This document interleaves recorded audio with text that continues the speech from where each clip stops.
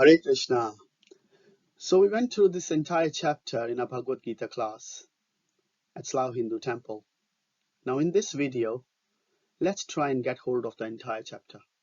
And for those who couldn't make it on Sunday, and for those who likes a recollection of chapter 1. Chapter 1. Chapter 1 is start of our spiritual journey.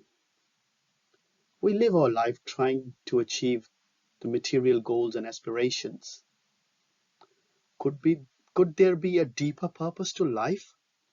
This very doubt brings us to start of our spiritual journey. And it is the very doubt that Arjuna expresses at the start, at the onset of this sacred conversation. The acronym of this chapter is doubt, Dhritarashtra and Duryodhana, ominous result, uncertainty, bewilderment, turning point. So let's look at how this first chapter starts. It starts with a question from a personality, Dhritarashtra. Dhritarashtra is asking a question. What did they do? To whom he is asking? He's asking Sanjaya. And whom he is talking about? He's talking about his sons and Pandu's sons. The answer to this question is the entire first chapter. Dhritarashtra and Duryodhana. Dhritarashtra is physically blind, but both of these characters, Dhritarashtra and Duryodhana, are blinded by greed, envy, and material desire. Remember, when the individuals start to think in terms of I, me, and mine, primarily interested in selfish gain, then anxiety, frustration, and disappointment are inevitable. Ominous result. Despite Duryodhana's boastful words and glorifying his army, the ominous result of this confrontation is made clear from the onset. Remember, the one who stand on the side of the purity and righteousness are always victorious, regardless of whether the worldly odds seem stacked against them. Uncertainty. So in these verses, Arjuna is ordering Krishna to take me between the two armies. I want to see who has come to fight with me. Arjuna wants to take time to reflect.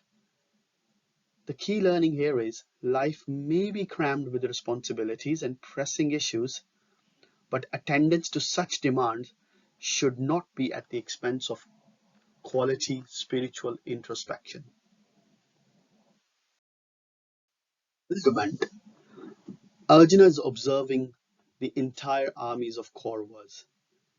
He sees his grandfather Bhishma, his teacher Dronacharya, he sees the contemporary of his father, he sees father-in-law, he sees brother-in-law, he sees people who are in the age of his own sons. Here Arjuna is saying, they are my relatives.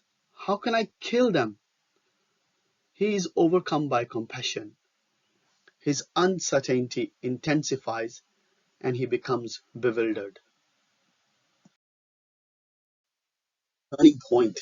In these verses, Arjuna is giving 4 reasons and justifying his decision to retreat from fighting.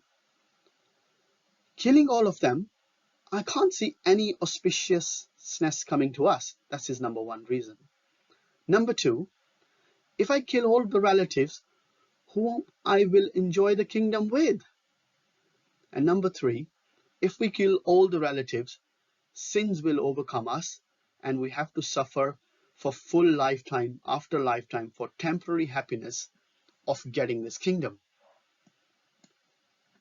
And the 4th reason, the last reason, Arjuna said the wholesale killing involved would destroy the family unit and social structure, and it will cause havoc for future generation.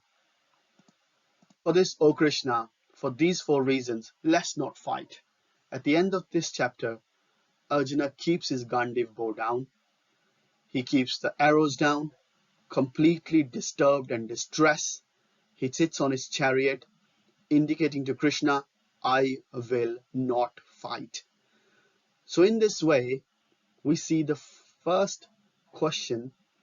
In this way, we see right from the first question of Dhritarashtra, what did they do, till the last verse, what did Arjuna do? He sat down saying, I will not fight.